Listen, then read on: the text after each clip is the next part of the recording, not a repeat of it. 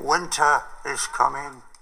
Bonjour à tous, c'est Julia et je suis très contente de vous retrouver pour cette vidéo. Cette semaine, je vous propose un DIY déco inspiré de la série Game of Thrones et plus précisément du lit de Bran qu'on peut voir assez régulièrement dans la saison 1 puisque le pauvre gosse est alité. Je vais vous montrer comment réaliser ce qui se trouve derrière moi et aussi comment décorer un petit peu les choses pour que ça ressemble à son lit. Je vous laisse avec la vidéo, on se retrouve juste après.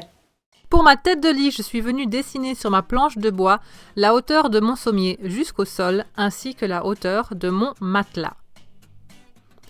Et ce qui reste en haut, c'est la partie visible, non pas de l'iceberg, mais de la tête de lit. Vous pouvez très bien laisser votre tête de lit carrée, mais moi j'ai décidé de pousser le vis un peu plus loin et de venir découper une forme. Et pour ça, d'abord il faut la dessiner. Donc dans un bout de carton, j'ai dessiné la forme que je souhaitais, mais seulement la moitié en fait. Et là, je viens donc dessiner au crayon sur mon bois la moitié, je retourne mon patron sur l'autre moitié, et comme ça, j'aurai une forme parfaitement symétrique.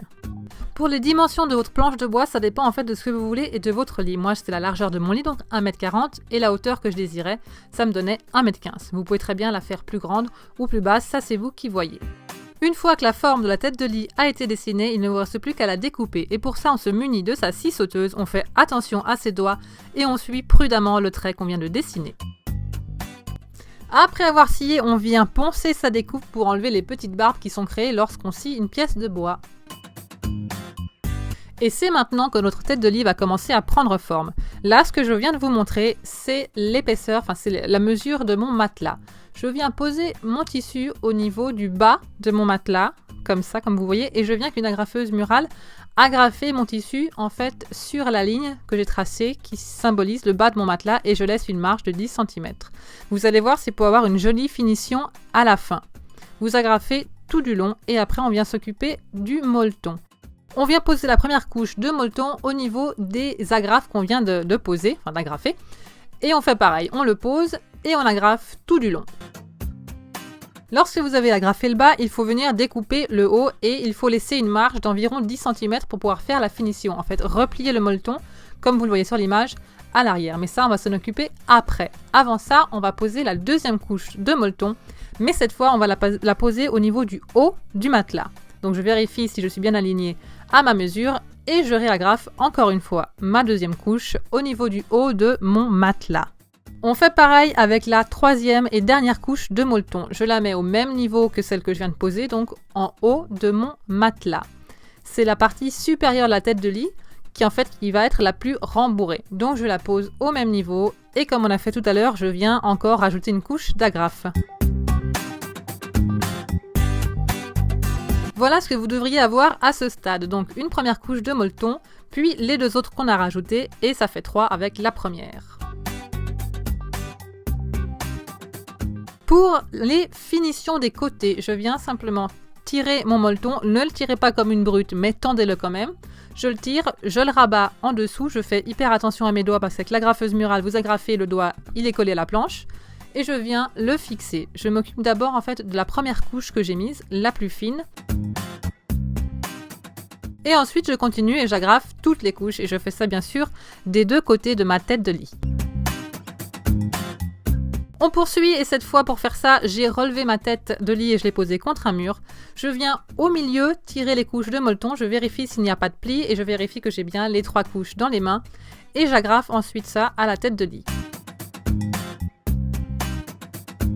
J'ai reposé ma tête de lit à plat sur mes chevalets et comme vous le voyez, je viens découper le surplus mais je laisse quand même une bonne marge parce qu'on n'a pas encore fait les coins. Donc je découpe mon molleton, je laisse un bon 15 cm, 10-15 cm et surtout quand je suis venue agrafer juste avant, je ne me suis pas occupée des coins. J'ai laissé les coins libres, on va s'en occuper maintenant.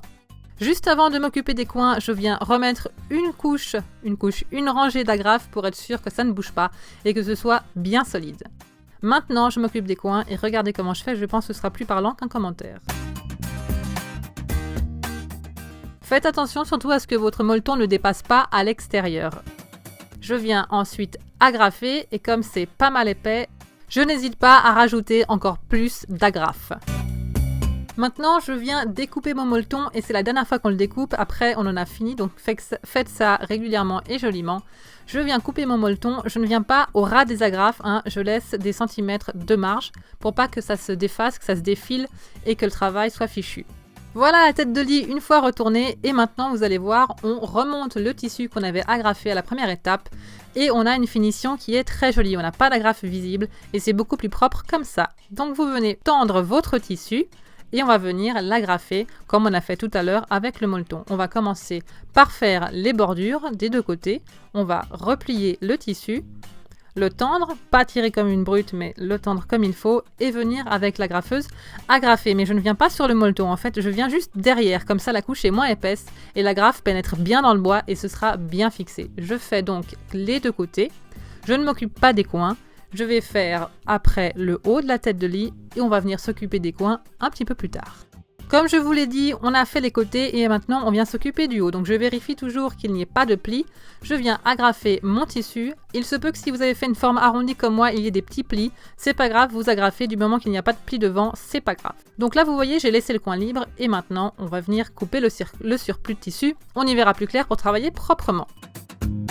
On vient maintenant s'occuper des coins et c'est la même technique que tout à l'heure. Je vous laisse regarder si vous n'avez pas bien compris.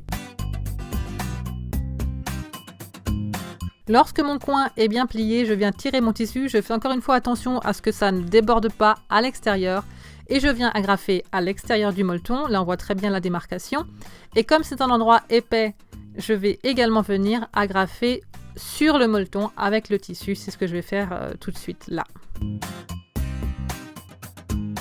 On a maintenant terminé l'étape du molleton, du tissu et des agrafes. On vient découper le tissu, on laisse encore une marge pour la même raison que tout à l'heure. Et voilà votre tête de lit. Donc vous pouvez très bien la laisser comme ça, mais moi encore une fois j'aime bien pousser le vis un petit peu plus loin et j'ai décidé de la matelasser. Pour ça j'ai utilisé des clous de tapissier, c'est juste des clous qui ont une tête en fait arrondie et ça se trouve dans les magasins de bricolage. Donc j'ai mesuré l'espace que je voulais et je suis simplement venue les planter dans mon bois. Il ne nous reste plus que la mise en place pour avoir un lit d'inspiration Game of Thrones. Donc je place ma tête de lit. Je suis venue rajouter aussi un gros traversin. C'est moi qui l'ai fait, mais je vous mettrai en barre d'infos où trouver un traversin. Je rajoute 2 coussins. J'ai aussi fait les housses, mais encore une fois, je vous mets en barre d'infos où trouver des housses semblables. Les housses poilues viennent de chez Ikea.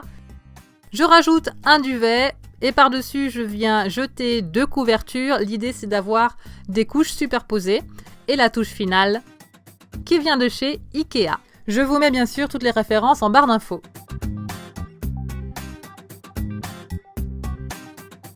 Pour un esprit un petit peu plus médiéval fantasy, dans une lanterne, j'ai mis une lampe qui vient de chez Ikea qui est en 2 parties, c'est une lampe à LED, j'ai mis que la base. Et j'ai rajouté du lierre en plastique. Et comme c'est une LED, ça ne chauffe pas, donc il n'y a pas de danger. Les 3 bougies que vous voyez là, ce sont des bougies LED qui viennent également de chez Ikea. Et ils font aussi d'autres formats comme des chandelles et des bougies chauffe-plat, toujours à LED. J'espère que cette vidéo vous a plu. Moi en tout cas, j'adore mon nouveau lit. J'aurais espéré me réveiller à côté de Khal Drogo, mais ça n'a pas marché. Par contre, ce qui marche, c'est de vous abonner. Vous pouvez également me laisser un commentaire pour me dire ce que vous en avez pensé. Laissez un pouce vers le haut si la vidéo vous a plu. On se retrouve jeudi prochain. Portez-vous bien. Ciao!